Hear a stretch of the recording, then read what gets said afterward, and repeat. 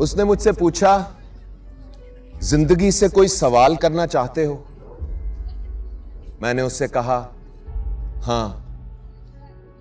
उसने कहा, तो पूछो। तो मैंने कहा, बस आखिरी सवाल है जिंदगी, सिर्फ इतना बता दे, ये मसरूफ लोग दफनाने तो आएंगे ना?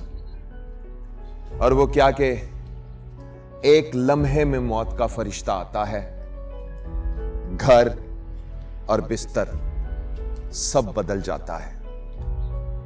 और मौत से कब मरने वाले थे हम, मौत से कब मरने वाले थे हम, बोल तेरी जुबां के हमको मार गए। हाय हाय हाय। कहते हैं जब चाह मर जाती है तो परवाह भी मर जाती है, इसलिए चाह को कभी मरने मत देना ताकि परवाह सलामत रहे। और सुनो सुनो सुनो मेरे दोस्तों, बड़ी खास बात है, मेरे मरने पर इन मसरूफ लोगों पर खर्चा मत करना, बल्कि वही पैसे किसी यतीम बच्चे को दे देना। मैं समझूंगा मेरी मौत का मकसद पूरा हो गया। मैंने उससे पूछा, ये तुम कभी कभी मुलाकातों में वक्फा क्यों लाते हो? उसका जवाब सुनकर जो कुछ मुझे जिंदगी भर में याद था सब भूल गया। वो बोला, मुलाकातों में वक्फा इसलिए लाता हूं ताकि तुम जुदाई के लिए तैयार हो जाओ।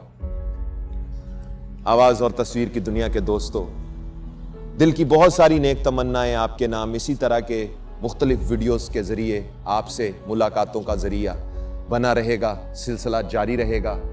परवरदिगार हमेशा आपको सलामत रखे और जिंदगी और मौत दोनों की कामयाबी अता फरमाए।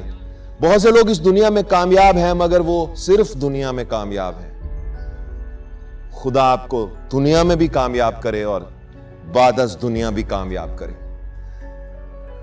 अगर आपको मेरा कंटेंट अच्छा लगता है तो जहां जहां मैं हूं वहां वहां ढूंढकर अपने होने का एहसास दिलवाइए। मैं सोशल मीडिया प्लेटफॉर्म्स की बात कर रहा हूं।